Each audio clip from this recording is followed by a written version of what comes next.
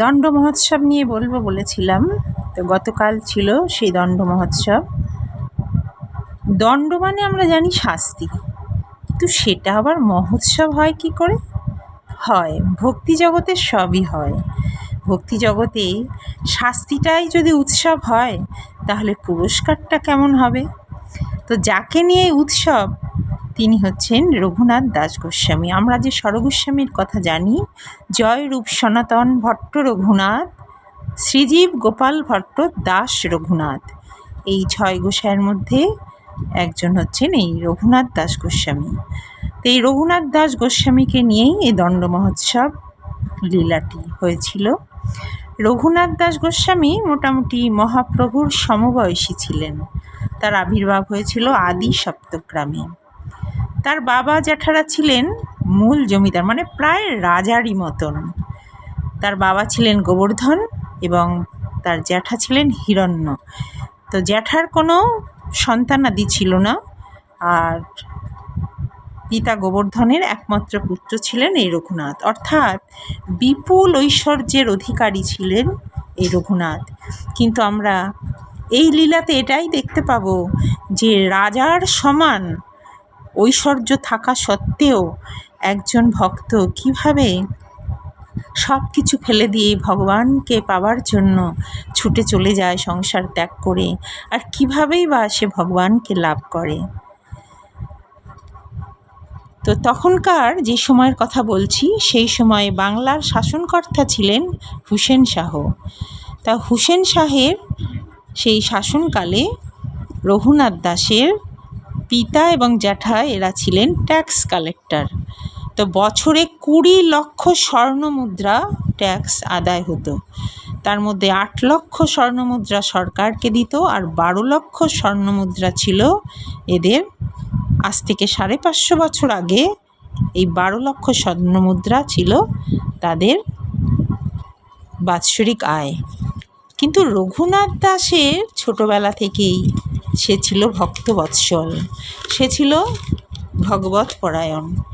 বিদ্যাচর্চা, ভগবত চিন্তা এসব নিয়েই তার দিন কাটত।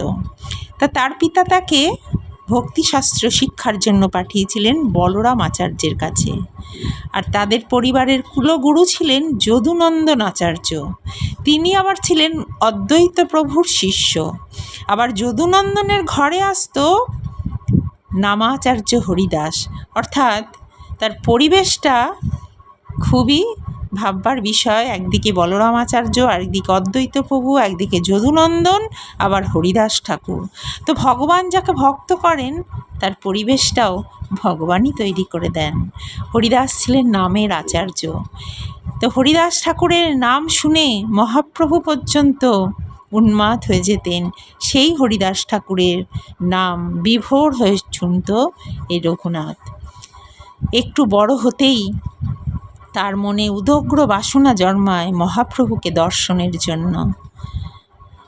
তো মহাপ্রভু যখন সন্ন্যাস নিয়ে নীলাচলে চলে যান, নীলাচল থেকে তিনি একবার নবদ্বীপে আসেন। কারণ সন্ন্যাসের একটি নিয়ম ছিল যে জন্মভূমি এবং গর্ভধারিণী মায়ের সঙ্গে একবার দেখা করতে আসতে হয়। তো নিত্যানন্দ প্রভু সেই সময় মহাপ্রভুকে নিয়ে আসেন অদ্বৈত প্রভুর ঘরে। তো সেই অদ্বৈত প্রভুর ঘরে সেদিন এত ভিড় হয়েছিল যে কথিত আছে অদ্বৈত প্রভুর ঘরের একটি মাটির দেওয়াল সেদিন পড়ে ভেঙে গিয়েছিল। এত ভিড় হয়েছিল মহাপ্রভুকে দেখবার জন্য। তো এই খবর শুনেই মহাপ্রভু এসেছেন অদ্বৈত প্রভুর ঘরে। রঘুনাথ মহাপ্রভুকে দর্শনের জন্য সেখানে এসে হাজির হন এবং মহাপ্রভুর চরণে নিজে লুটিয়ে পড়েন। অদ্বৈত প্রভুর ঘরে মহাপ্রভু 5-7 দিন ছিলেন। রঘুনাথও 5-7 দিন সেখানেই রয়ে যান এবং এই 5-7 দিন ধরে সে মহাপ্রভুর প্রসাদ পেতে থাকে। এরপর যখন সে ঘরে ফিরে আসে, তখন আর তার মন ঘরে বসে না। তার মন আর কিছুতেই ভালো লাগে না। তার এত কৃষ্ণ প্রেম, এত কৃষ্ণ অনুরাগ জেগেছে যে সে ভাবে সবসময়, আমি কখন কিভাবে এই ঘর থেকে পালাবো। আর ভাবে, আমি এত অধম, কেন আমি রায় রামানন্দ, স্বরূপ দামোদর, তারা সব সময় মহাপ্রভুর সঙ্গে থাকেন, আমি তো থাকতে পারি না, আমি তো তাদের মতো হতে পারলাম না। তো ভগবান হচ্ছেন ভক্তবাঞ্ছা পূর্ণকারী, ভগবান ভক্তের সব স্বাদ পূর্ণ করেন। তো বাবা মা দেখলেন এই ছেলের মতিগতি লক্ষণ ভালো লাগছে না, একে সংসারই করতে হবে, তাই তাকে অপ্সরার চেয়েও এক সুন্দরী এক কন্যার সাথে বিবাহ দিলেন। রঘুনাথ ভাবল, হায় হায়, আমি পালাবো ভাবছি, এ তো দেখছি আমি আরও কঠিন বাঁধনে বাধা পড়ে যাচ্ছি, অসম্ভব, আর আমি থাকবো না ঘরে। সে বারবার ঘর থেকে পালিয়ে যাওয়ার চেষ্টা করে, আর বারবার তাকে তার বাবার যেসব পাহারাদারেরা ছিল তারা ধরে নিয়ে আসে। এইভাবেই তার দিন কাটতে থাকে। মহাপ্রভু সন্ন্যাস নিয়ে নীলাচলে চলে যাবার পর তিনি আবার যখন নবদ্বীপে এলেন, মানে সন্ন্যাসের নিয়ম ছিল যে জন্মভূমিতে বা গর্ভধারিণী মায়ের কাছে একবার ফিরে আসতে হয়। তো তিনি যখন নীলাচল থেকে ফিরছেন নবদ্বীপের উদ্দেশ্যে, সেই সময় নিত্যানন্দ প্রভু তাকে অদ্বৈত প্রভুর ঘরে এনে হাজির করেন, এবং সেই খবর চারিদিকে ছড়িয়ে পড়ে যে মহাপ্রভু অদ্বৈত প্রভুর ঘরে এসেছে। রঘুনাথের কানেও সেই খবর এসে পৌঁছায়। সে বাবার হাতে পায়ে ধরে বাবার থেকে অনুমতি নিয়ে সে চলে যায় মহাপ্রভুকে দর্শনের জন্য। সঙ্গে তার বাবা দিয়ে দেয় অনেকগুলি পাহারাদার। তো সেখানে যাওয়ার পর মহাপ্রভু তো স্বয়ং ভগবান অন্তর্যামী, তিনি সবই বুঝতে পারছেন। রঘুনাথকে দেখেই বললেন, রঘুনাথ, স্থির হইয়া ঘরে যাও, না হও বাতুল, ক্রমে ক্রমে পায় জীব ভব সিন্ধুকুল। তুমি এত উতলা হও না, এত চঞ্চল হও না রঘুনাথ, ধীরে ধীরে এগো, ধীরে ধীরে তুমি ভবসিন্ধু পার হতে পারবে। খুব ভালো করে চিন্তা করো। কম বয়সে অনেকে আবেগের তাড়নায় অনেক কিছু করে ফেলে, সংসার ছেড়ে বৈরাগ্য নেবার জন্য বেরিয়ে পড়ে, কিন্তু আসক্তিটাকে তখনও জয় করতে পারেনি, ইন্দ্রিয়কে জয় করতে পারেনি। তাই কি হয়, কিছুদিনের মধ্যেই তার মনের সেই আসক্তি তাকে আবার সংসারে ফিরিয়ে নিয়ে আসে। একবার ব্রহ্মচর্য নিয়ে বেরিয়ে যাওয়া বা সন্ন্যাস নিয়ে বেরিয়ে যাওয়ার পর আবার সংসারে ফিরে আসা, সংসারী হওয়া, সেটাকে শাস্ত্রকারেরা একটা দৃষ্টান্ত দিয়ে বোঝাবার চেষ্টা করেছেন যে কেউ যদি বমি করে সেই বমি আবার চেটে খায়, তাহলে সেটা যেমন হয়, কোনো ব্রহ্মচারী যদি আবার সংসার জীবনে প্রবেশ করে তাহলে সেই কাজটা এই বমি করে বমি খাওয়ার মতোই ব্যাপারটা হয়। তাই মহাপ্রভু বললেন, তুমি ঘরে ফিরে যাও, ভালো করে চিন্তা করো, সমস্ত ইন্দ্রিয় না দমন হওয়া পর্যন্ত ভক্ত হওয়া যায় না। তো মহাপ্রভুর এক ভক্ত ছিলেন রাঘব পণ্ডিত। এই রাঘব পণ্ডিত দাপর যুগে মা যশোদার প্রধান দাসী ছিলেন। তা সেই দাসী কৃষ্ণের যে প্রসাদ, মা যশোদা কৃষ্ণকে যেই সেবা করাতো, যেইগুলো, সেই কৃষ্ণের প্রসাদ লুকিয়ে লুকিয়ে সে এনে দিত রাধারানীকে। রাধারানী একবার দুর্বাসা মুনিরকে রান্না করে খাইয়েছিল, এবং দুর্বাসা মুনির এত তাতে তৃপ্ত হয়েছিলেন যে তিনি রাধারানীকে আশীর্বাদ করেছিলেন যে রাধারানীর হাতের রান্না যে খাবে সে যেমন হবে বলশালী, তেমনি হবে দীর্ঘায়ু। একথা জেনে মা যশোদা প্রতিদিন রাধারানীকে ডেকে একটি করে উপকরণ রাধারানীকে দিয়ে রান্না করাতো। কারণ মা যশোদা ভাবতো, রাধারানীর হাতের রান্না যদি আমার গোপালকে খাওয়াতে পারি তাহলে আমার গোপালও বলশালী হবে, দীর্ঘায়ু হবে। মা যশোদা তো আর জানেন না যে তার গোপাল স্বয়ং ভগবান। মা যশোদাকে সে কথা কেউ বললেও তিনি মানতেন না।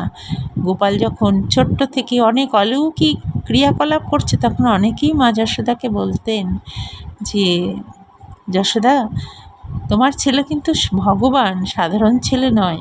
মা যশোদা তাতে খুব রেগে যেতেন, তোমরা এমন কথা একদম বলবে না, ও আমার ছেলে, আমার লালা, আমার ছোট্ট কানাইয়া, ওকে একদম ভগবান বলবেন না, ভগবান হচ্ছেন শ্রী বিষ্ণু। কাজেই গোপাল মা যশোদার কাছে ছিল তার নিজের আদরের ছেলে। তাই মা ভাবতো রাধারানীর হাতের রান্না গোপালকে খাওয়ালে গোপাল বলশালী হবে আর দীর্ঘায়ু হবে। তাই প্রতিদিন রাধারানীকে দিয়ে একটা করে পদ রান্না করাতো এবং সেইটা গোপালকে খাওয়াতো। তো মা যশোদার যে প্রধান দাসী, সে সেই গোপালের প্রসাদ গোপনে নিয়ে গিয়ে রাধারানীকে দিত। সেই প্রধান দাসী এই জন্মে মানে কলিযুগে সে রাঘব পণ্ডিত রূপে এসেছিল। তো মহাপ্রভু সেজন্য রাঘব পণ্ডিতের ঘরে প্রতিদিন প্রকট বা অপ্রকট রূপে এসে সে প্রসাদ পেতেন। মহাপ্রভু ঘোষণাই করেছিলেন যে 4টি স্থানে আমি বাধা হয়ে থাকব। 1 শচীমায়ের রন্ধনে, 2 শ্রীবাস অঙ্গনে, 3 নিত্যানন্দের নর্তনে, 4 রাঘবের ভবনে। অর্থাৎ শচীমার কাছ থেকে সন্ন্যাস নিয়ে চলে যাওয়ার পর গৌরাঙ্গ মহাপ্রভু প্রতিদিন কিন্তু এসে তিনি মায়ের হাতে রান্না খেয়ে যেতেন। সেটা অন্য কেউ দেখতে পেত না, কিন্তু শচীমা সেটা অনুভব করতেন।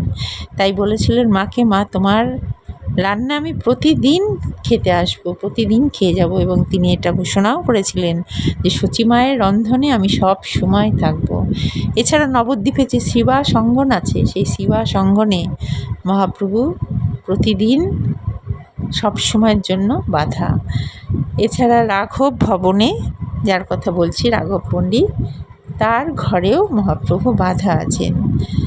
তো মহাপ্রভু নীলাচলে চলে যাওয়ার পর নিত্যানন্দকে বলছে, দাদা এবার তুমি বঙ্গদেশে ফিরে যাও, কারণ বঙ্গদেশে তুমি যদি ফিরে না যাও বঙ্গদেশের ভক্তদেরকে উদ্ধার করা যাবে না। তার নিত্যানন্দ প্রভু বঙ্গদেশে ফিরে এসে এই রাঘব পণ্ডিতের ঘরেই প্রথম উঠেছিলেন। তো নিত্যানন্দ প্রভু এসেছেন সেই খবর রঘুনাথের কানে যেতেই সে আবার বাবার কাছে কেঁদে কেটে সে যাবার অনুমতি আদায় করে।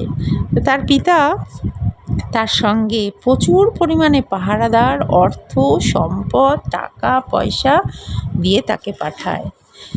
সে গঙ্গা পার হয়ে গঙ্গা ঘাটে উঠেই দেখে একটি বটগাছের তলায় নিত্যানন্দ প্রভু বসে আছেন, তার চারিদিকে পার্শ্বদরা সবাই বসে কীর্তন করছে।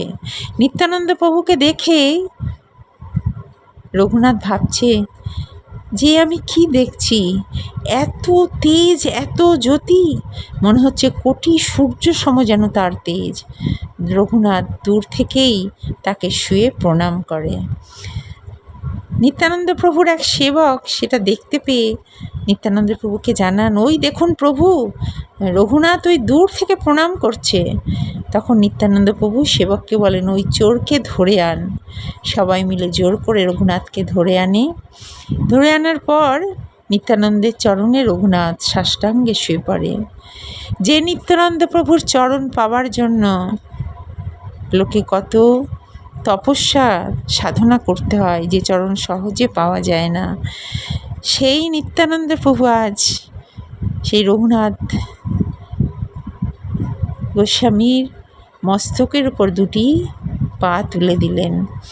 তাই শাস্ত্রকাররা লিখলেন, নিত্যানন্দ পদতল কোটি চন্দ্র সুশীতল, যে ছায়ায় জগৎ জুড়ায়। কোটিটা 1 কোটি চন্দ্রকে যদি এক জায়গায় করা যায় তাহলে যেমন শীতল হবে, নিত্যানন্দ প্রভুর পদতলটা সেই রকম সুশীতল, এবং সেই ছায়ায় সারা বিশ্ব জগৎ জুড়িয়ে যায়। তো তখন এই দৃশ্য দেখে সমস্ত ভক্তরা, পার্শ্বদরা চারিদিকে দুহাত তুলে হরিবোল হরিবোল করে চিৎকার করতে লাগলো।